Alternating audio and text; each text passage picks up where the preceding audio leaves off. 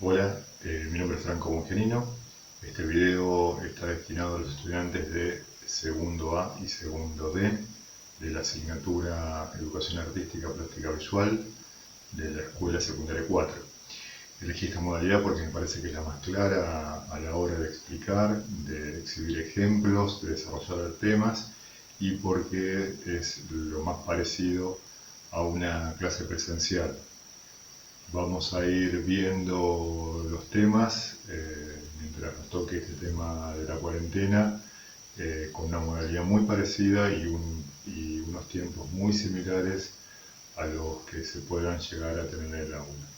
¿Qué temas se van a tocar en segundo año? En segundo año se toca fundamentalmente lo que se denomina la tridimensión o la bidimensión. ¿Qué es esto? Lo mostramos brevemente, ¿sí? En segundo año, ¿sí? En primer año nos hemos enfocado fundamentalmente en la bidimensión, esto es, las dimensiones de ancho y alto, ¿sí? De cualquier forma que fuésemos a representar. Este año incorporamos la tercera dimensión, que es la dimensión de la profundidad. Obviamente, para poder representarla, ¿sí? Se requieren recursos visuales más complejos, recursos formales mucho más complejos de los que podíamos utilizar en primer año. Mantenemos del primer año el concepto de estructura de valor, ¿sí? Que va a ser un concepto que nos va a seguir acompañando porque entendemos la asignatura de manera acumulativa, pero incorporamos esta cuestión de la tridimensión. Siempre vamos a hablar del concepto de pensamiento visual, que es un concepto más abarcativo que la idea de percepción, es pensar y ver en un solo acto, pero además reflexionar sobre eso. Así está planteada la asignatura, está planteada también valorando el arte como conocimiento, así tal cual se plantea en el diseño. Como no nos hemos podido ver y nos ha agarrado este tema de la cuarentena a todos en distintos lugares, en distintos procesos, no sé si tienen los materiales suficientes, calculo que no, algunos sí, nos iremos arreglando. Yo voy a dar la clase como si esos materiales existiesen, obviamente entendiendo que en caso de no estar, diremos de otra manera, ¿sí? En segundo año, igual que en primero, nos manejamos con hojas número 5, ¿sí? Utilizamos escuadra, ¿sí? Yo había pedido, bueno, la regla de 30 centímetros, la que habíamos manejado el año pasado, ¿sí? Esta regla. Habíamos pedido, no los pude dar, ¿sí? Pero utilizamos dos tipos de escuadra, porque nos denominamos escuadra. En realidad se las llama plantillas triangulares. Esta, que es la escuadra, la que tiene dos ángulos de 45, acá un ángulo de 45, acá otro de 45 y acá uno de 90. Esta es la escuadra, en realidad el nombre es el de plantilla triangular, ¿sí? Que tiene el nombre de escuadra, y otra plantilla triangular, ¿sí? Que tiene el nombre menos conocido de cartabón, ¿sí? Que tiene un ángulo de 90, ¿sí? Uno de 60 y uno de 30, ¿sí? Son esos tres ángulos, obviamente formando el 180 grados que tiene un triángulo. Iremos viendo en la medida que cada uno tenga una escuadra u otra, pero bueno, por lo menos ya nos estamos introduciendo en la materia, denominando estos elementos que también son parte de la geometría, ¿sí? ¿Qué vamos a ver en esta primera clase? En la primera clase vamos a ver, ¿sí?, lo que se denominan indicadores de espacio, ¿sí?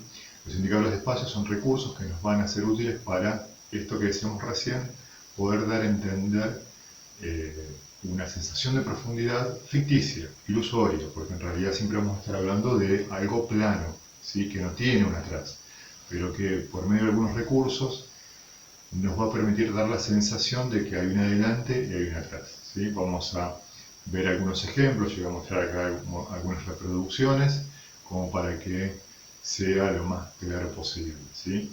La idea después va a ser, con esto, plantear una composición utilizando unos cuantos de estos recursos, cinco de estos recursos que mostramos ahora, así que va a ser importante atender a lo que vamos explicando. La ventaja que tenemos aquí es que, a diferencia de la clase, es que podemos ir para atrás y si algún concepto no se entendió claramente, se puede volver a pasar. Si aún así no se entiende, Cuando se termine el proceso, ¿sí?, de ver el video y empezar con la composición que tengamos que hacer, al final, ¿sí?, vamos a estar escuchando viendo preguntas y lo que ustedes pongan debajo, ¿sí?, vamos a ver las preguntas y le vamos a contestar con esta misma modalidad. Vamos a intentar subir el video también a este canal de YouTube que armamos por los que no tienen Facebook, así que esa va a ser un poco la forma de manejarnos. Decíamos recién que el tema de la clase de hoy tiene que ver con los denominados indicadores de espacio. Para eso nos hemos basado en, los profes en general no lo decimos, pero como acá podemos explayarnos con más tranquilidad y con más, a lo mejor más instrumentos, estos indicadores de espacio, la mayoría de los profes, lo que hacemos es sacarlo de gente que lo viene pensando hace mucho, ¿sí? ¿Quiénes lo vienen pensando? Gente que se dedicó a estudiar la psicología de la percepción, ¿sí? Son gente que pertenecía a un grupo que estudiaba la Gestalt. La Gestalt es la totalidad, la Gestalt es la idea de la forma, ¿sí? Estos psicólogos de la percepción desarrollaron una serie de teorías, ¿sí?, en donde donde se veía manifestada la inteligencia en distintos aspectos de la percepción. El que más nos va a interesar a nosotros se llama Rudolf Arnhem, ¿sí?, que es un alemán que nace en 1904. En 1900 estudia psicología, estudia historia del arte, se va a trasladar cuando asciende el nazismo en Alemania, ¿sí?, en 1933 se va a trasladar a Italia, va a permanecer en este lugar hasta 1938, se va a trasladar a Gran Bretaña en esa fecha, hasta que finalmente termina en Estados Unidos y desarrollando una actividad académica, enseñando en último lugar en la Universidad de Harvard. Nos importa este personaje porque a partir de uno de sus libros, ¿sí?, este es el libro en el que nos basamos los profes, nunca lo decimos, pero bueno, lo decimos ahora, Arte y Percepción Visual, escribió otros también, ¿sí?, este de acá, ¿sí?, lo mencionamos porque si uno no sabe de dónde, este es el último que yo me he adquirido, y este es uno de los más importantes porque hemos escuchado lo hemos nombrado, el pensamiento visual. Esto yo sé que ustedes, a lo mejor es algo complejo, pero lo hemos nombrado ya desde el primer año, hablábamos de esa idea de pensar visualmente, ¿sí?, que era algo distinto a lo mejor de lo que veníamos haciendo en la película. Decíamos, lo que estamos haciendo está en gran parte en este libro, ¿sí? Esto lo muestro porque a veces lo visual no tiene a veces el correlato de lo escrito, no aparece en lo escrito. Decíamos entonces recién que se van a plantear una serie de indicadores, ¿sí?, de espacio, formas, recursos, a partir de los cuales alguien puede dar a entender que algo está detrás, ¿sí? Los va a dividir en dos estos indicadores de espacio, ¿sí? Como vamos a ir viendo, a medida que desarrollamos el tema, vamos a ir poniendo placas para recordarlos, ¿sí? Los va a dividir en dos. Unos que tienen que ver con la relación figura-fondo y otros que tienen que ver con lo que se llaman gradientes de profundidad, grados de profundidad, ¿sí? Empezamos con los primeros, ¿sí?, con la relación figura-fondo, ¿sí? La relación figura-fondo, en general, ¿sí?, lo que va a terminar pasando, lo mostramos acá porque a lo mejor es más gráfico, ¿sí? Ahí está. Si yo represento, ¿sí?, una forma, cualquiera, ¿sí?, una forma, ¿sí?, siempre la voy a entender como adelante, ¿sí?, del fondo, ¿sí? Si tengo después otras formas, ¿sí?, que pudiesen estar interrumpidas, voy a entender que están por detrás. ¿Cómo define Arnhem a la forma? La forma la entiende en general, dice Arnhem, ¿sí?, la forma tiende a ser más pequeña que el fondo y suele ser lo que uno ve más completo. En este caso, esto funciona como figura, esto también como figura, pero como fondo de esto, y se entiende como si estuviese arriba. Ese recurso ya, el de la relación figura y fondo, ya me va a indicar un adelante y un atrás. Lo mostramos con un ejemplo bien gráfico, bien concreto, ¿sí? Él va a decir que la relación figura-fondo es algo parecido a esto, ¿sí? Yo tengo una figura, ¿sí?, en un primer plano, ¿sí? Tengo otra que se ve incompleta, ¿sí? Y voy a tener otra, ¿sí?, que está incompleta. ¿Qué dice Argem? Que si yo esto lo veo de costado, lo entiendo como una sucesión de distintas profundidades. El ojo, dice Argem, entiende no que tengo un rectángulo, como en este caso, cuando se confunde con el fondo, no como en este caso, que se interrumpe, ¿sí? El ojo no ve dos rectángulos, sino que ve uno solo, que está interrumpido por una figura de adelante.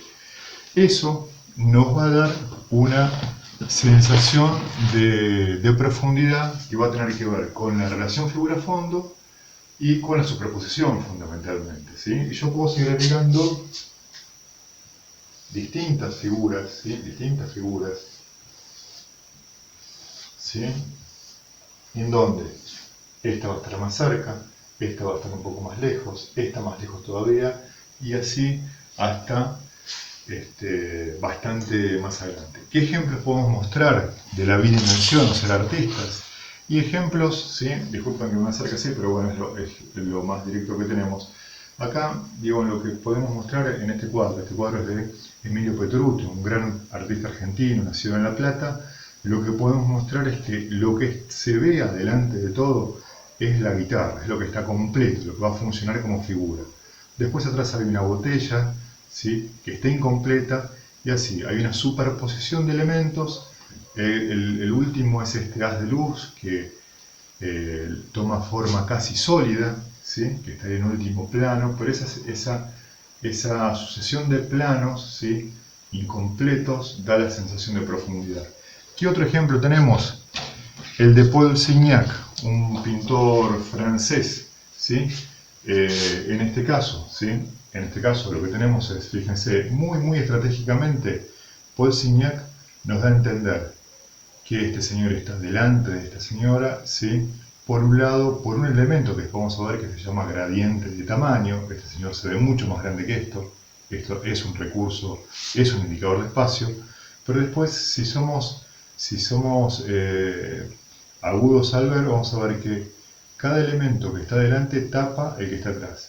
Yo puedo ir entendiendo una sucesión de distintas profundidades a partir de un objeto que va tapando a otro, ¿sí? Este tapa la mano, ¿sí? La mano tapa a esta mujer, acá pasa igual. Este está delante porque tapa a este otro tapa una partecita de esta taza y tapa parte de la mujer, ¿sí? La mujer tapa parte de la planta. Esto se va dando así hasta llegar a la ventana, ¿sí? Esta superposición, estos distintos niveles de profundidad es uno de los indicadores de espacio que está relacionado con la relación figura-fondo. El segundo indicador de espacio relacionado con la relación figura-fondo tiene que ver con la diferencia de textura visual entre la figura y el fondo, ¿sí?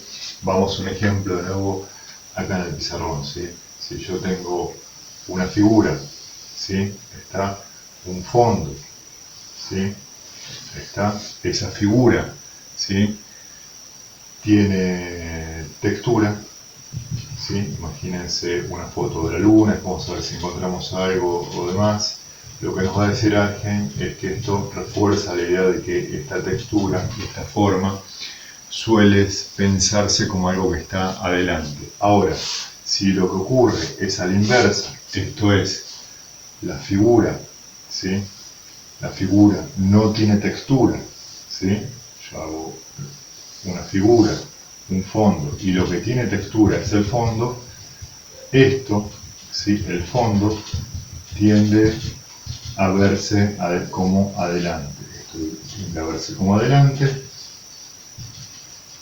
Y esto, aunque parezca raro, suele verse como atrás. Esto, volvemos a decir, estamos hablando de los indicadores de espacio. Acá se reitera esta cuestión de que la forma se ve casi siempre adelante, se entiende así. adelante y atrás. Pero acá aparece este recurso de la textura visual, ¿sí? Como un elemento que contribuye a la idea de profundidad, ¿sí? El siguiente indicador de espacio tiene que ver con, en general, lo que se ve en la parte inferior, ¿sí? Tiende a leerse como que está adelante. Mostramos un ejemplo de la pintura, de un cuadro de Ernesto de la Carco, ¿sí? El autor de Sin pan y sin trabajo, que vamos a ver varias veces durante el año. En este caso, esto que está debajo, ¿sí? Que está debajo, tiende a entenderse como si estuviese adelante, más allá de si tapa o no algo, porque fíjense que estos árboles que aparecen por atrás no son tapados por esto, pero sin embargo se interpreta que esto, ¿sí? Está adelante. Este plato, por ejemplo, no está tapando el jarrón, sin embargo este plato se lo lee como adelante porque se lo lee abajo. Este abajo, ¿sí? En la relación figura-fondo, es interpretado como adelante. Si yo hiciese un esquema, si volviendo al tema de los esquemitas, si yo hiciese un esquema, acá, en otro lugar, lo que yo represente debajo, ¿sí? Vamos a suponer que puedan ser unas montañas o una forma cualquiera, el ojo lo va a interpretar como estando más cerca que esto que está acá. Cuando en realidad no es así, ¿no? Porque en realidad es una cuestión arbitraria, porque en realidad esto está debajo y esto está arriba. Nadie está diciendo que está adelante, pero la sensación, lo que nos dice Argem, por eso esto tiene que ver con la psicología de la percepción, la sensación que todos percibimos es que esto está más cerca. Bueno, continuando con eso, nos va a hablar de una forma curiosa que incluso él llega a decir que no sabe por qué se da este fenómeno, ¿sí? No sabe explicarlo bien con certeza, pero dice que en general las formas, ¿sí? Que tienen contornos convexos de esta manera, ¿sí? Las formas que tienen contornos de esta manera suelen ubicarse adelante, ¿sí? Recordemos que igual esto ya tiene la ventaja de ser una forma y la forma se lo ubica siempre adelante. Ahora, hay un fenómeno que nos dice Argem, que no sabe por qué se da, que es cuando los contornos de esta forma son cóncavos, o sea, se van hacia adentro, se interpretan, ¿sí? Como detrás, ¿sí? Esto parece como si hubiese sido agujereado, ¿sí? Esto lo vemos a veces en stickers que pueden aparecer en remisas que se pusieron a veces de moda en algunos autos como si fueran disparos. Bueno, el recurso visual de entender que esto es adentro, ¿sí? Que esto es lejos, son estos contornos cóncavos de los que nos va a hablar Argem, y que no puede dar una explicación muy profunda, pero dicen que es un hecho comprobable y que nosotros lo podemos comprobar. Otro fenómeno más relacionado con esta relación figura-fondo va a aparecer, son casos muy particulares, pero bueno, nos menciona también, ¿sí? Cuando aparezca una ventana, ¿sí? Una ventana, como puede parecer una ventana de aquí o de acá, ¿sí?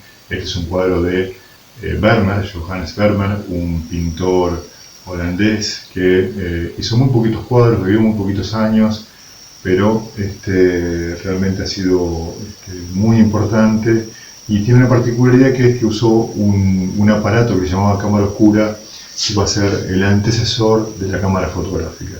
Y decíamos recién, cuando veamos un marco, ¿sí? Un marco delimitado de esta manera, ¿sí? Uno ya lo entiende como una puerta, lo que está acá tiende a verse como más lejos, ¿sí? Lo mismo va a ocurrir en este cuadro tan famoso de Diego Velázquez, un pintor español muy importante. Él se retrata acá, ¿sí? Este cuadro que se llama Las Meninas. Bueno, esto que aparece acá como una ventana, ¿sí? También es interpretado como detrás, igual que este espejo bastante que se ha hablado mucho, ¿sí? Lo acercamos más todavía. En ese espejo se van a ver reflejados los reyes, ¿sí? Están los padres de la infanta Margarita, que es finalmente la retratada acá, fundamentalmente con toda esta corte que la ha acompañado. Acá también hay un indicador de espacio, esto es, si yo hago una representación, ¿sí? Un dibujo, y en algún costado, ¿sí? En algún costado del dibujo hago un marquito, ¿sí? Está una ventana, ¿sí? Una ventana con un marco y demás, ¿sí? Lo que yo haga acá, suele interpretarse eso como más adentro respecto de lo que estábamos mostrando antes.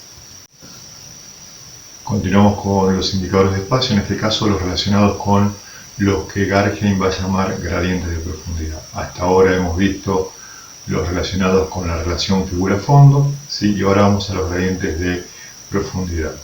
Un gradiente, ¿cómo se define gradiente? Como un crecimiento o decrecimiento, o sea, algo que crece o decrece en forma gradual. Vamos a un ejemplo gráfico, ¿sí? Con un cuadro de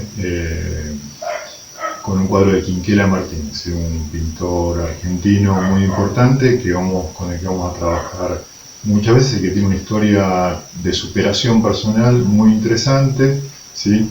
Huérfano, adoptado por inmigrantes italianos, ¿sí? Trabajó desde muy chiquito en la carbonería de sus padres. En esa época era algo bastante habitual, no existía el concepto de infancia.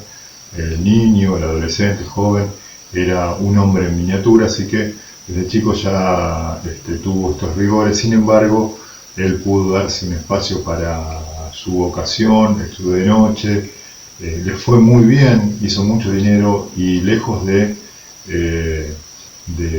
olvidarse de su pasado, todo lo que él hizo lo dejó en su barrio, en La Boca. Se consideró, a pesar de tener una historia muy difícil, un afortunado y quiso permanentemente devolver lo que él recibió, ¿sí? donando un lugar para que se hiciera una escuela, para que se hiciera un museo y demás. Bueno, este cuadro, ¿sí? Él va a pintar siempre los trabajadores, el río, lo que uno puede ver en el riachuelo cuando va cruzando, ¿sí? por el puente cuando va hacia la ciudad de Buenos Aires.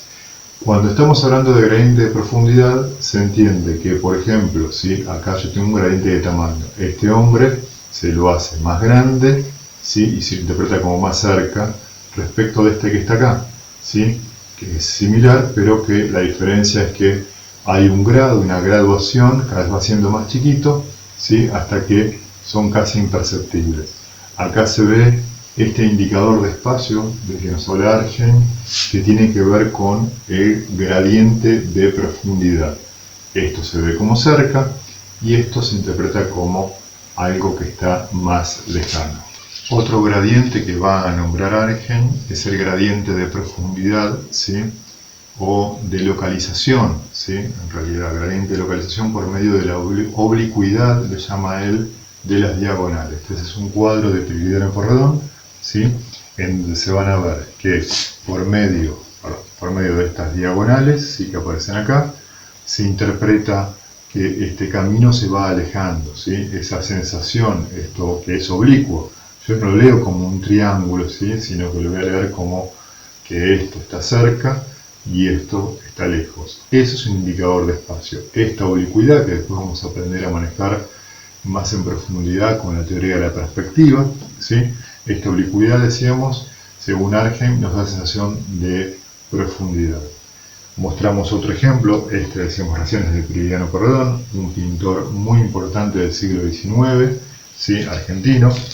Mostramos otro, ¿sí? de Alfred Sisley, un pintor francés, y en este caso lo mismo. Yo voy a tener esta diagonalidad, ¿sí? son líneas que no son paralelas entre sí, y que esto da la sensación de estar más cerca y esto más lejos. Obviamente nunca se da un indicador de espacio solo, ¿sí? porque acá ya si ustedes ya lo vienen recordando, voy a tener el gradiente de tamaño también. Este señor se ve más grande que este caballo y se ve más grande que esta señora, y así lo voy a ir viendo más en profundidad. También se da el otro indicador de espacio, que es que las formas que se ubican debajo se las leen como adelante respecto de las que están atrás. Y también se da el indicador de espacio con la superposición. Esta casa se la lee como delante porque la está tapando parcialmente hasta la que está acá, que a su vez está tapando esta otra, ¿sí? Es decir, nunca se van a dar, es difícil que se den estos indicadores de espacio en forma aislada. El otro gradiente que nos va a hablar Arjen tiene que ver con el valor, ¿sí? con lo claro o lo oscuro. En general esto no siempre es así, pero en general nos dice Arjen que lo que se va alejando, como en este caso, tiende a estar más oscuro, como esto de acá, respecto de este hilo que va a correr acá, del líquido que está sirviendo la lechera, ¿sí? en general lo que está más oscuro se lo lee como detrás. Esto, vuelvo a decir, no siempre es así, pero Argent sí lo interpreta de esta manera, ¿sí? Así que tenemos el valor como otro, los distintos grados de valor como otro indicador de profundidad. Lo mismo va a ocurrir acá con este otro cuadro de Prilidiano Pueyrredón, sí, que es el mismo artista que vimos recién, con un alto en la pulpería, que ese era el título del cuadro que se veía el camino. Este que está acá, lo mostramos porque lo vemos acá, el mismo autor que este cuadro que vimos acá. Bueno, Prilidiano Pueyrredón es el gran cuadro que lo lanza de alguna manera a la fama. Es la hija de Juan Manuel de Rosas, Manuelita Rosas, pintado en 1851, un año antes de la batalla de Caseros, un año antes de la derrota de Rosas y su exilio en Gran Bretaña. Decíamos, en este caso, lo que vamos a ver como gradiente de profundidad, ¿sí?, tiene que ver con la oscuridad, según Argent. Esto que es mucho más oscuro se lo ve como detrás, ¿sí?, de este cuadro hecho por Prilidiano Pueyrredón. Luego vamos a tener un gradiente de nitidez, así lo denomina, esto es, lo que es más nítido. Piensen ustedes una cámara, piensen esta mano, ¿sí?, hace foco en la mano mía y se ve más nítido que el fondo, no solamente, no se ve por ejemplo la textura de esta remera, esto se ve en toda la textura, en todos los detalles de la mano y se lo entiende como más cerca. Bueno, lo mismo va a ocurrir y lo mismo van a utilizar los artistas. En este caso, otro cuadro de Alfred Sisley, un pintor post-impresionista francés, ¿sí? Los barquitos que están más cerca, ahí sí se llega a ver, los barquitos que están más cerca, ¿sí?, se ven un poco más nítido que este, por ejemplo, que está detrás, y mucho más que esto que es un manchón. Esta nitidez, ¿sí?, que se puede dar definiendo formas, ¿sí?, cuando yo lo tenga que hacer, como ustedes lo tengan que hacer, bueno, ¿cómo lo podemos hacer? Y bueno, a lo mejor algún elemento que yo represente, ¿sí?, no se diferencia, tiene varios elementos, ¿sí?, están superpuestos y no se diferencia. Esto podría ser un vaso o una naranja y se los ve todos juntos como si fuese en penumbra, ¿sí?, es más, con el mismo valor incluso. Esto podría ser una forma de utilizar la idea de nitidez, y adelante, ¿sí?, que apareciesen, ¿sí?, otras formas mucho más definidas unas respecto de otras. Es una idea de cómo interpretar esto sin necesidad de que la imagen que yo haga sea algo de carácter fotográfico, porque está muy ligado al sentido del lente fotográfico, ¿sí? En otro caso, no podía faltar en este ejemplo, Johannes Vermeer, que decíamos antes, es el primero que utiliza lo que se denomina cámara oscura, un antecesor de la cámara fotográfica y después de la cámara cinematográfica, ¿sí? Y fíjense, ¿qué hacía él? Él hacía en una caja, así calcaba directamente, lo proyectaba en una caja por una serie de espejos, y por eso fíjense, no sé si se llega a ver ahí, ¿sí?, utiliza los brillos, representa los brillos de la misma manera que se pueden llegar a ver con los lentes de una cámara. Vermeer, como utilizaba esta cámara óptica, ¿sí?, no sé si se llega a ver ahí, la cesta que aparece acá en el primer plano, se ven claramente, a ver, lo acercamos ahí, se ven claramente el mimbre con el que está hecho. En cambio, la cesta que está lejos empieza a ser difusa, deja de tener esa nitidez. Acá aparece entonces este contraste de nitidez del que habla, que tiene que ver con el grado de claridad de la forma, ¿sí?, del que va a hablar Argent. Y acá tenemos también otro de La costurera, también se llama de Johannes Vermeer, una de las pocas obras que realizó. También se ve que en los primeros planos, por ejemplo, se ven estos hilos con claridad, ¿sí? Acá ya se hace una madeja, que es un recurso muy fotográfico, ¿sí? Este cuadro, piensen, es de 1665, es muy viejo, y acá ya el cabello no se llega a distinguir cabello por cabello, se ve como una especie de penumbra, igual que no se ven las pestañas y demás. O sea, cuanto está más lejos, menos nítido se va a ver. Bueno, y concluyendo con estos indicadores de espacio, va a aparecer el último, el que Argent llama gradiente de calor, en realidad es gradiente de temperatura, grados de temperatura. Esto sí ya es más discutible, ¿sí?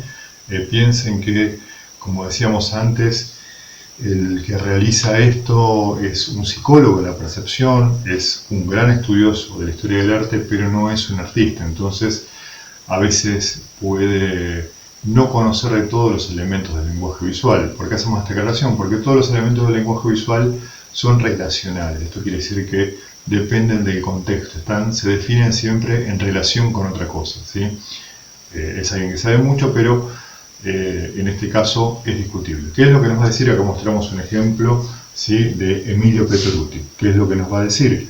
Que los colores cálidos, en este caso el amarillo es un color cálido, va a tender a verse más cerca que el color frío, ¿sí? Además acá está acompañado eso por la superposición, ¿sí? Esto se le lee adelante y esto detrás. Eso, según Argem, es otro gradiente de profundidad. También acá va a pasar lo mismo en este cuadro, ¿sí?, que se llama El Morocho Maula, ¿sí?, de Emilio Pettoruti.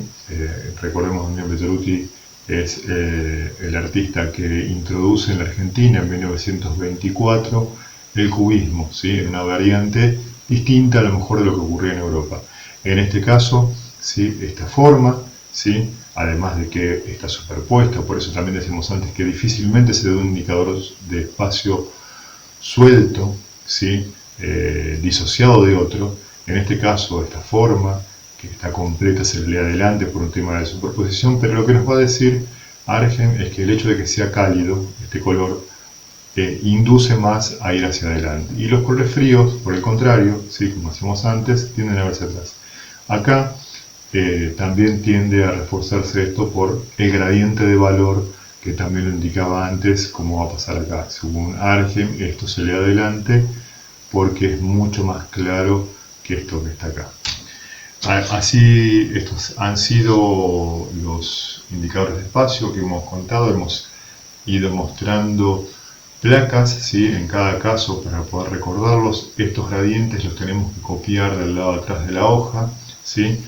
Y quería concluir afirmando que en realidad cualquier representación que hagamos, sea figurativa o abstracta, necesariamente va a tener indicadores de espacio, que es más difícil no usarlos que sí usarlos. Ya cuando hago una forma, cualquiera sea, como las mostramos recién y demás, ya estoy superponiendo una forma respecto de otra. Es mucho más difícil no usar un indicador de espacio, así que si la explicación no fue clara o si alguno se perdió, porque es muy difícil, siempre decimos lo mismo. La educación artística tiene muchos puntos de contacto con la educación física, porque es un conocimiento que se aprende haciendo y no es fácil, uno puede explicar la consigna y demás, pero después cuando uno empieza a hacerlo es inevitable la confusión. Entonces, ¿qué es lo que decimos?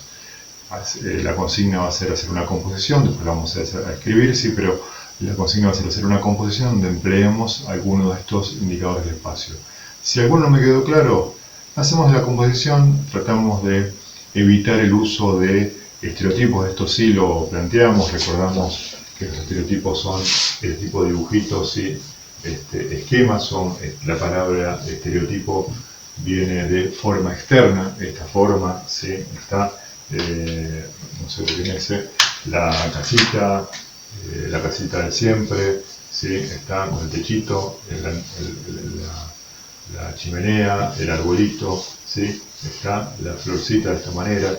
Estas formas que en realidad están mucho más cerca de la palabra, ¿sí? ¿Por qué de la palabra? Porque uno las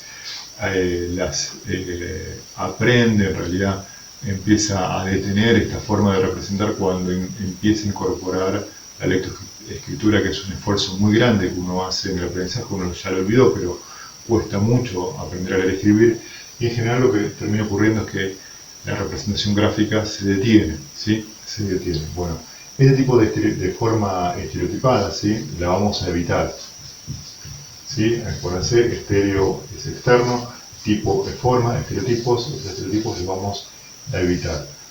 Digo, puedo hacer casas, puedo hacer árboles, pero no estos, ¿sí? Lo mismo que puedo hacer montañas, pero no estas, ¿sí?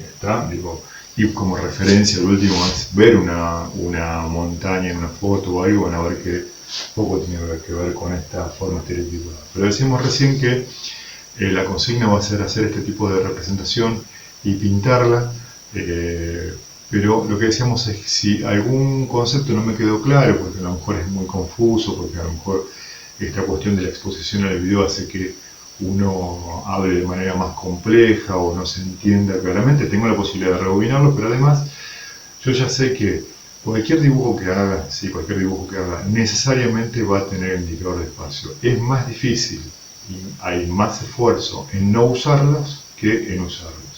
Y mostramos un ejemplo donde no aparece casi, no hay indicadores de espacio. Es un cuadro de Piet Mondrian, ¿sí? Es un pintor holandés. Fíjense, acá sí no hay indicador de espacio.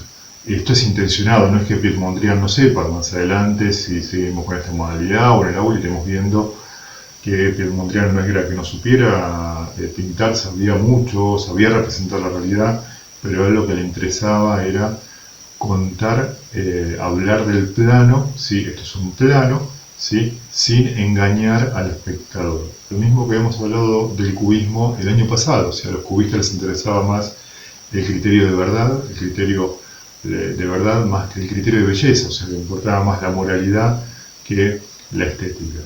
Y acá lo que vemos es que, por ejemplo, no hay formas que se puedan entender como adelante o atrás, sino que están al lado, ¿sí? Esta está de derecha o de izquierda, esta está arriba o está abajo, pero no hay una que esté adentro. Y esto es a propósito, ¿sí? Esto es a propósito. Esto, ¿sí? En términos de lo que estamos explicando, es más complejo, es mucho más difícil, ¿sí? Mucho más limitada la propuesta. Inevitablemente voy a terminar, cuando no use indicadores de espacio, en algo similar a una pared de ladrillo, ¿sí? Donde los únicos indicadores sean derecha, izquierda, arriba y abajo, ¿sí? Para que sea bidimensional. Así que haga lo que haga, ¿sí? Sí o sí va a aparecer algún indicador de espacio, ¿sí? Así que volvemos a decir, si la consigna fue poco clara, tengo esa posibilidad. Ahora lo que vamos a hacer es pasar a explicar y recordar, ¿sí? Con un fragmento que va a ser común a todos los años, a primero, segundo y tercero, y también quinto y sexto, donde explicamos cuáles son las medidas del marco, el rótulo y los renglones, por si alguno está olvidado. Obviamente ese video lo pueden adelantar, lo pueden retroceder para no tener que verlo entero. Pero tratamos de explicar claramente eso como para poder hacerlo, ¿sí? Y uno, ¿sí? Una vez que hice el marco, ¿sí? Del lado de atrás voy a tener los agujeritos del lado de mi derecha, ¿sí? Voy a mantenerme con la hoja así. Voy ahora a dibujar el resto de la diagramación del reverso de la hoja. Voy a apoyar la regla a cualquier altura, ¿sí? Sobre, ¿sí? Esto sí, sobre la línea del marco inferior, no del margen sino del marco, y voy a hacer una marquita en 5 centímetros, ¿sí? Y en 6. Voy a hacer lo mismo aquí, ¿sí? Si la regla es larga lo puedo hacer en 2 lugares, alcanza. Hago una marquita en 5 y otra en 6. ¿Sí? Que estoy haciendo un renglón de 1 centímetro a 5 centímetros de distancia del marco, o si se quiere a 6 centímetros del margen, ¿sí? 1, ¿sí? Está, dibujo y lo miro. Después la siguiente medida va a ser en la parte superior, que eso también lo puedo hacer con una regla corta, ya que voy a medir 9 centímetros, sin girar, sin mover la regla, mido 10 centímetros, mido 19 centímetros y 20. ¿Sí? Voy abajo con la regla, sobre el renglón de 6 centímetros, y voy a medir con el 0 alineado en el marco, 9, 10, 19 y 20. Al final repetimos de todas maneras las medidas por si alguno o alguna le quedó alguna duda. Voy a unir hasta el renglón, este último que hice, que está cerca de los agujeritos, no lo continúo, lo uno hasta ahí, ¿sí? Ahí. Y acá sí lo voy a unir, ¿sí? Porque voy a dibujar el rótulo, ¿sí? Ahora vamos a explicar qué quiere decir esto, ¿sí? Lo continúo hasta acá.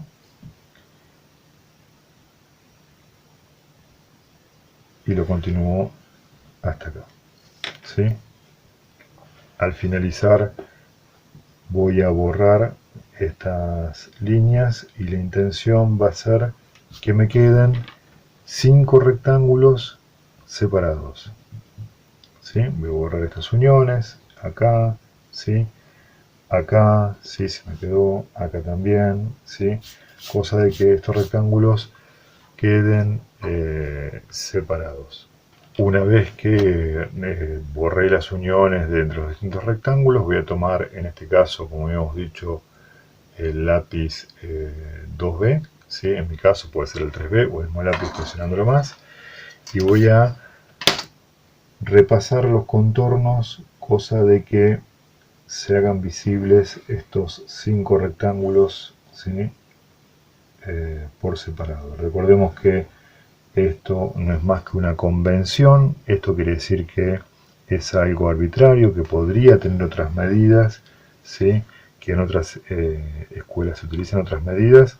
Nosotros optamos por esta por una cuestión en parte arbitraria, pero en parte de funcionalidad, o sea, nos va a servir a una utilidad cada una de las cosas que hagamos, ¿sí? Voy a repasar los contornos, ¿sí? De los 5 rectángulos que tengo acá.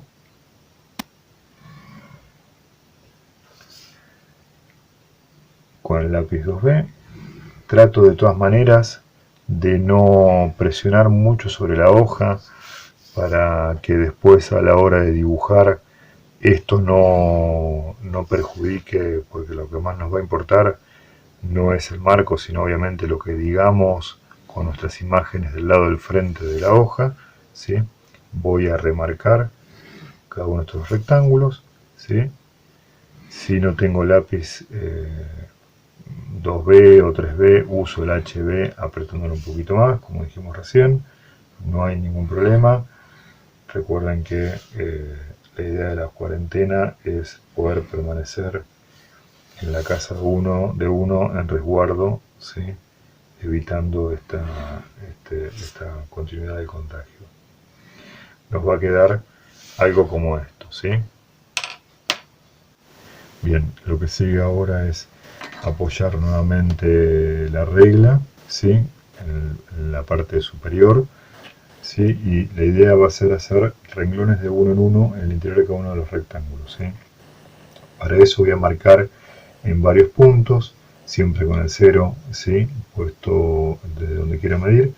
Hago una marquita en 1, en 2, en 3, 4, 5, 6, 7, 8, 9, 10, 11, 12, me voy a llegar hasta 13, ¿sí? Lo mismo hago en cualquier otro lugar, puede ser utilizando el marco, me conviene, si empiezo de arriba en todo, ¿sí? Porque no mide lo mismo, y si en un lugar empiezo de arriba y en otro de abajo, me van a quedar las líneas no paralelas, ¿sí?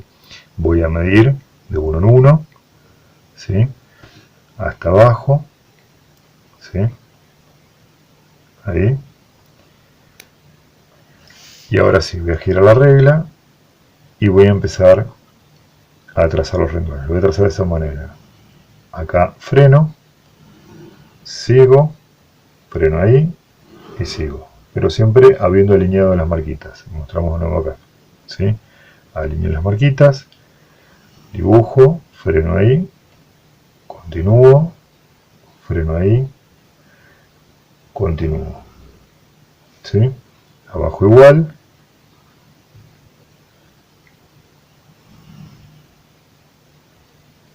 freno, continúo, freno ahí y continúo ahora de nuevo, ¿sí?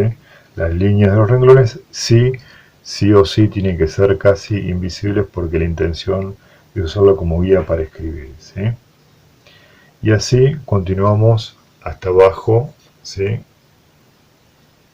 Una vez concluido todos los renglones, vamos a contar qué fue lo que hicimos y qué función cumple cada una de las partes. Esto que hicimos acá se va a denominar rótulo. Rotular quiere decir nombrar, ahí van a ir nuestros datos. En este otro rectángulo sí vamos a colocar lo que vayamos a tratar para la siguiente clase, y acá la explicación y la consigna. Entonces, Acá voy a poner mi nombre y apellido directamente, no pongo nombre, dos puntos, apellido, dos puntos, sino lo pongo directamente, nombre y apellido, ¿sí?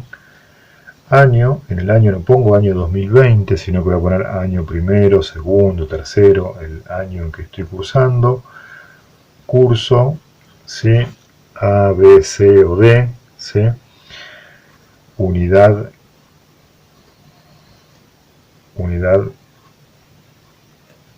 1, ¿sí? En este caso, el título, ¿sí? Hoja número 1 en este caso, el título, que muchas veces tiene un subtítulo, ¿sí? Acá vamos a poner para la próxima clase,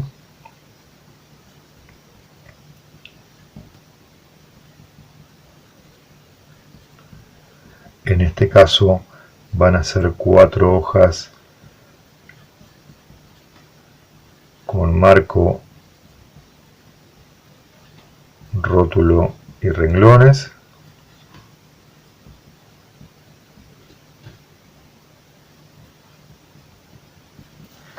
Y para dentro de 2 clases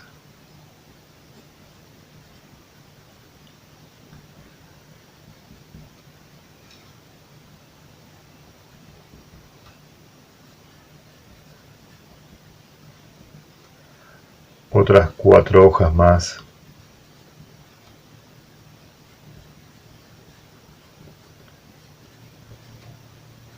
con un marco, rótulo y renglones.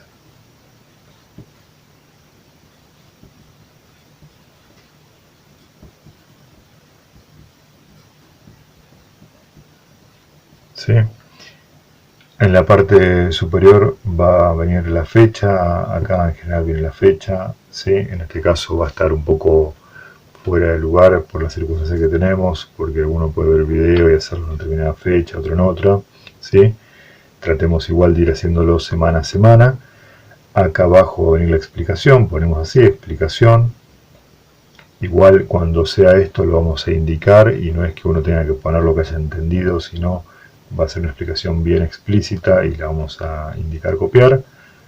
Va a ser lo más breve posible, pero se va a escribir. Esto es así, ¿por qué? Porque la educación artística es una formación que se centra fundamentalmente en lo visual y muchas veces sus explicaciones devienen de la tradición oral. Entonces es importante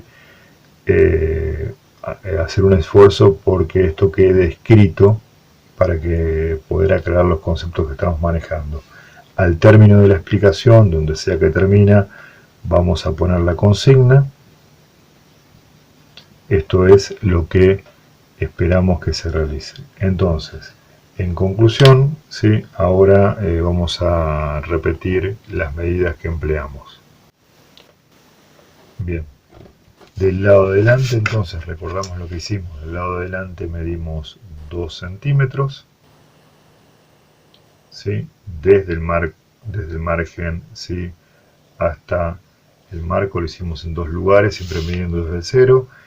En el resto de los márgenes medimos la misma medida, 1 centímetro, lo medimos en 2 puntos si la regla era de 30, si era más chica lo medimos en más de 2 lugares.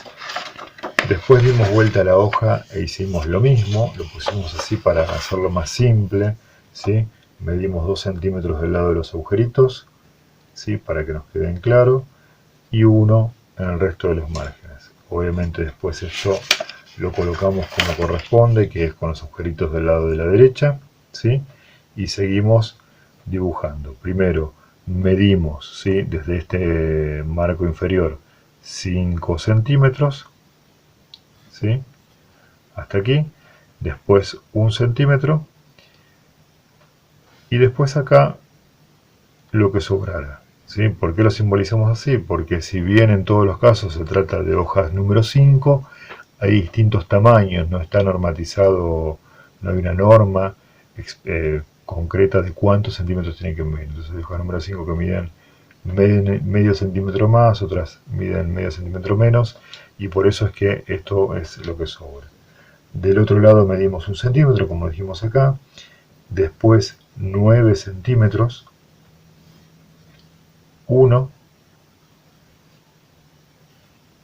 9 centímetros nuevamente, 1, y acá otra vez lo que sobrara.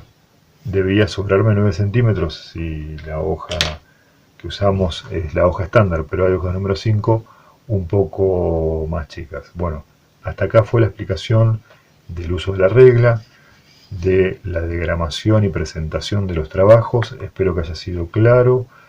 Cualquier duda lo colocan debajo del video y volveremos a explicar, o vuelvan a pasar el video si es algo que no se haya entendido, y si no, lo explicaremos nuevamente en la próxima clase. La consigna entonces para los segundos años va a ser realizar una composición, evitando el uso de estereotipos como mostrábamos recién. La composición es de tema libre.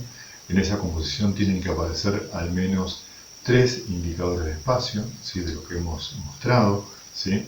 ¿Qué eran los indicadores de espacio? Recursos para dar la sensación de que algo está adelante y algo está atrás. Esto es la introducción a lo que va a ser la tridimensión y la bidimensión, algo que nos va a dar todavía más sensación de profundidad. Esta composición sí la vamos a dibujar y después la vamos a resolver con lo que habíamos denominado el año pasado estructura de valor, ¿sí? Que ahora vamos a recordar ese concepto por si alguno se olvidó, así como recordamos el tema del marcado y demás. Para la semana que viene también vamos a estar pidiendo, para la próxima clase, sea en forma virtual o en forma real, estaremos pidiendo en total 4 hojas con marco, rótulo y renglones, la que va a incluir este trabajo, ¿sí? O sea que serían 3 hojas más, ¿sí? Además del trabajo de hoy terminado. Recordamos el concepto de estructura de valor y de paso también, si ya nos quedó más o menos en claro, se puede ir repasando algo de lo que hemos visto como indicadores de espacio. Este es un cuadro, ¿sí? De José Malanco, un gran pintor argentino, ¿sí? No tan conocido, pero un gran pintor. Lo hemos visto, creo, en años anteriores, y en este caso es una pintura realizada en el Perú y nos sirve siempre porque es bastante didáctica. Primero se pueden ver eso que decimos los indicadores de espacio, ¿sí? Lo que está debajo se entiende, ¿sí? Lo que está ubicado debajo como adelante, en este caso la calle, y la calle no tapa nada, pero sin embargo por estar debajo se entiende con esto que decía Ángel, y tiene razón en esto, como que está adelante, ¿sí? Después aparece el recurso de la superposición, esta parte de piedra cubre la pared, se la entiende por detrás, que a su vez está por detrás de esto, y por detrás esta partecita de la montaña que se ve muy a lo lejos, y por detrás el cielo, ¿sí? También van a aparecer el tema de las aberturas, como decíamos antes, ¿sí? Algunos indicadores de nitidez también, y el tema del valor como otro gradiente de profundidad. Aparecen acá esos indicadores de espacio. Pero bueno, lo mencionamos para recordar lo anterior. Lo que nos interesa de esto, acuérdense que la estructura de valor servía para dar unidad a la composición, ¿sí? En esto que puede llegar a ser algo similar al ruido, ¿sí? La música, y siempre damos este ejemplo porque a lo mejor era más claro, la diferencia entre la música y el ruido, ¿sí? Era que uno tenía relaciones armónicas y la otra no, pero los dos tenían sonidos, y en este caso va a pasar lo mismo. Acá vamos a ordenar, ¿sí? La diversidad de color, ¿sí? de tono, de temperatura y demás en función de lo claro o lo oscuro, ¿sí? A pesar de que este cuadro sea en color, ¿sí? Y acuérdense que la forma de poder analizar y de poder observar un cuadro era con los ojos entrecerrados de esta manera, porque uno veía una especie de resumen. ¿En qué consistía la estructura de valor? En agrupar las diferencias de claridad o oscuridad en 4 grandes grupos, ¿sí? Lo más claro, ¿sí? Está lo más claro, que fíjense que recordamos no son idénticos, esto no elimina la diversidad, pero tenemos por un lado lo más claro de todo, ¿sí? Que no es idéntico entre sí, lo más oscuro, ¿sí? Que tampoco es idéntico entre sí, adentro voy a tener pequeñas diferencias, ¿sí? Después voy a tener el intermedio claro, ¿sí? Esto de acá, ¿sí? Esto de acá abajo, ¿sí? Que tampoco es idéntico entre sí, y por último el intermedio oscuro, ¿sí? Que tampoco es idéntico entre sí este de acá y algún otro elemento de acá arriba, ¿sí? No significa que sean idénticos, ¿sí? Para hacerlo más gráfico me tengo que imaginar que hago una fotocopia en blanco y negro y que puedo verlo en grises nada más. Y entonces, para recordarlo, ¿sí? Teníamos en esta estructura de valor, ¿sí? Estos 4 grandes contrastes, ¿sí? Se llamaba estructura porque una estructura sirve para sostener, en este caso es lo que nos va a dar idea de que el trabajo está completo, ¿sí?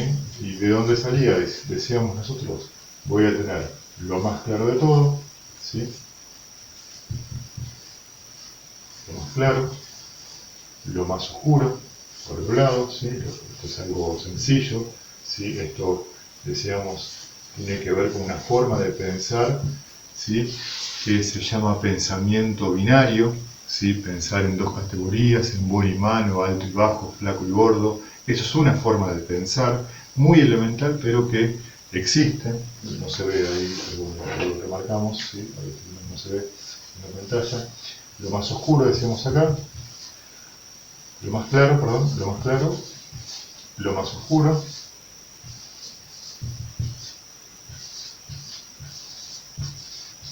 ¿sí? Y me va a quedar un intermedio. ¿Por qué? Porque en realidad hablar, y esto pasa en la realidad también, ¿sí? Porque siempre hablamos de pensar visualmente, así que cuando yo pienso en imágenes es lo mismo que pensar con palabras, pero en este caso empleando imágenes. Así que hablar de una realidad de gente buena o mala, de gente linda o fea, es decir poco, ¿sí? En realidad no me alcanza eso para analizar la realidad y siempre termino con prejuicios. Entonces en lo visual pasa lo mismo. Si yo me manejo con 2 categorías nada más, voy a tener que no me da abasto. Así que utilizamos el intermedio, ¿sí? Lo que no es ni una cosa ni la otra, y se vuelve a hacer la misma operación. Se lo divide en intermedio claro, ¿sí? E intermedio oscuro, ¿sí? Y dábamos el ejemplo. Es una forma de pensar, vamos a decir, es como si yo tomase los compañeros del salón y separo de un lado los más altos, del otro lado los de más baja estatura, y en el medio me queda la mayoría, que no son ni alto ni bajo, y también vuelvo a hacer lo mismo. Es una forma de agrupar, de pensar, de ordenar lo que uno puede llegar a ver. Esto evita, sí, que cuando uno ve algo desde lo visual, se vea desordenado y sea similar a lo que decíamos antes en el caso de la música al ruido. Lo que pasa es que la plástica en lo visual no es tan, a lo mejor, tan agresivo como puede ser el ruido. De acá teníamos, esto lo puedo hacer en color, obviamente la consigna va a ser hacerlo en valor, este primer trabajo. De acá teníamos, decíamos, ¿sí? Los contrastes, ¿sí? Tenía el primer contraste, ¿sí? Así era la forma de hablar, ¿sí? El segundo contraste. Contraste quería decir diferencia, acuérdense. Tercer contraste. Y cuarto contraste. ¿Sí? Y lo graficábamos recién en el cuadro de Maranga, ¿sí? Yo tenía primer contraste, ¿sí? Primer contraste, segundo contraste, ¿sí? Tercer contraste y cuarto contraste, ¿sí? El resto de los contrastes puede ser agrupado, no son idénticos adentro de cada uno, pero nos da un orden. ¿Cómo lo interpretábamos esto? Digo, esto es de dónde viene, esto es la forma en que lo denominamos, y cómo lo pintábamos esto, ¿sí? Lo pintábamos con un gris claro, con blanco, pero acá me queda blanco, esto para ser muy esquemático, en realidad es muy parecido a un estereotipo, pero bueno, es lo más gráfico, ¿sí? Gris claro, ¿sí? Gris oscuro,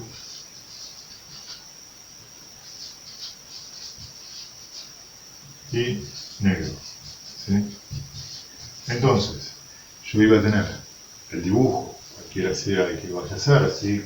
Voy a tener la hoja, ¿sí? Obviamente voy a tener que hacer el marco como vimos en el video anterior, ¿sí? Del lado delante y de atrás. Voy a hacer el dibujo que yo quiera, puede ser figurativo o abstracto, esto es, puede estar relacionado con la realidad o no. Lo que sí tengo que evitar el uso de estereotipos, ¿sí? Está. Puedo hacer casas, pero no esas casitas que mostrábamos recién, digo, las haré como me salgan, pero voy a intentar hacer algo diferente, ¿sí? Una vez que yo hago esto, ¿sí? La idea es, con numeritos como hicimos el año pasado, ¿sí? Con numeritos que después voy a borrar, indicar cada uno de estos valores, ¿sí? Indicar, ¿sí? Acuérdense que lo que va a estar atrás, ¿sí? Se va a leer a lo mejor como más lejos, como estoy utilizando, ¿sí? El tema de los indicadores de espacio, ¿sí? Me va a convenir que lo que yo entiendo, para reforzar esta cuestión, de lo que yo entiendo que está atrás, sea más oscuro, ¿sí? Siguiendo esto que explicábamos de Arkin. Voy a poner unos numeritos y después voy a empezar. Puede pasar que figura y fondo, digo, puede pasar, por ejemplo, que algo que yo dibujo acá, ¿sí? Está, algo que yo dibujo acá, puede pasar, ¿sí? Que tenga a lo mejor el mismo valor que el fondo, ¿sí? Después haremos una pequeña diferencia, pero puede pasar que estos dos sean gris oscuro, ¿sí? Está. Estos son los numeritos con los que vamos a identificar. El 1 me queda en blanco, ¿sí? Ese me lo voy a pintar, ¿sí? Y voy a pintar el resto. Esto es un ejemplo, no es lo que tenemos que hacer, es un ejemplo para recordarlo del año pasado. Cuando lo pintábamos, acuérdense que la idea acá era controlar al máximo, ¿sí? Para poder comunicar con más claridad. Así es que podíamos usar las graduaciones de lápices que tuviésemos. Acuérdense que cuanto más H's el lápiz, más clarito va a ser, y cuanto más B, más oscuro va a ser, ¿sí? Voy a dejar zona sin pintar, y la forma que utilizamos para pintar era, ¿sí? Lo más uniforme posible. Esto es, si yo tengo que pintar una forma como esta, la voy a hacer con líneas chiquititas, una abajo de la otra, ¿sí? Yendo hasta abajo. Tengo que tratar de controlar esta dirección, porque lo que queremos es, no es que sea la única manera de pintar, sino que en realidad lo que queremos es poder controlar, ¿sí? Lo más posible y decidir lo que estamos pintando. Si me canso, paro, ¿sí? No tiene que ser una autopista. Si me canso, paro y sigo después, no tiene que terminarse en una sesión.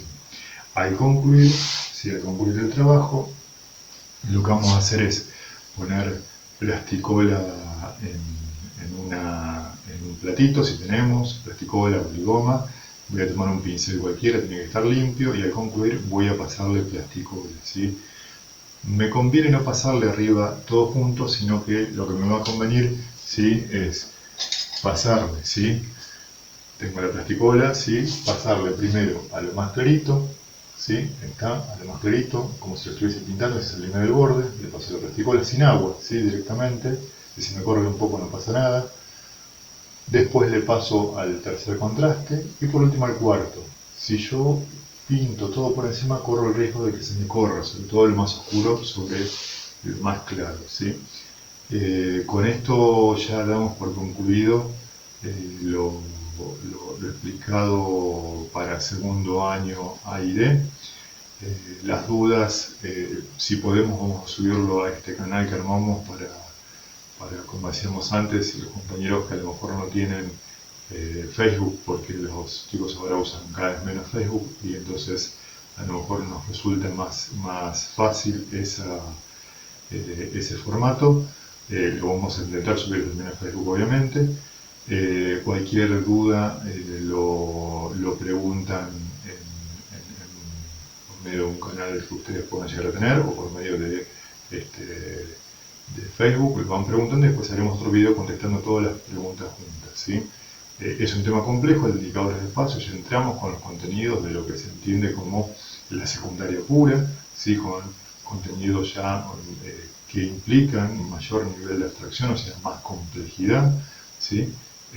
Los contenidos que veíamos el año pasado estaban a lo mejor más emparentados con la primaria, no en la forma de ver, sino en la complejidad, pero ya estos contenidos empiezan a ser más difíciles, y empezamos con estos de a poquito, ¿sí? Así que bueno, esperemos que se haya entendido, que haya sido claro, esa es la intención, ¿sí? La intención de hacer el video, y que bueno, cualquier duda lo vayan consultando y que esperen a que después lo contestemos con algún video. La idea es, si esto lamentablemente sigue, tener un encuentro semanal con este formato e ir contestando. Obviamente los trabajos no se van a poder corregir hasta que no nos volvamos a ver, así que Sí podemos ir orientándolos, los corregiremos cuando sea el caso, esperemos que sea pronto, que los podamos volver a ver. De faltar algún material, obviamente está hecho con la mejor intención este video y no es la idea que nadie sienta que le falta algo, obviamente estamos todos limitados para movernos y así es, tenemos que estar en nuestras casas. Si, digamos, si no tengo hoja número 5, estaré en otro formato de hoja, ¿sí? Si trabajamos con lo que tenemos, eso se presupone, ¿sí? Y cuando expliquemos el uso de las escuadras y cartabones y demás, se presupone que a lo mejor la mitad de los compañeros no tienen porque no nos hemos visto y no hemos podido, seguramente no lo han podido adquirir. A lo mejor lo tienen, vayan averiguando, por eso lo mencioné, a lo mejor en casa hay alguno, ¿sí? Y pueden usarlo. De ninguna manera lo que estamos pidiendo es que salgan a comprarlo, porque eso es lo que no tenemos que hacer. Nos quedamos en casa, es difícil, pero y trabajamos con lo que tenemos, ¿sí? Y lo hacemos como podamos, ¿sí? Esa es también la idea. El trabajo será corregido, como dijimos recién, al retorno a las aulas. Nos vemos la semana que viene, hagan las preguntas que necesiten, las contestaremos la semana que viene como primera parte del video. Hasta luego.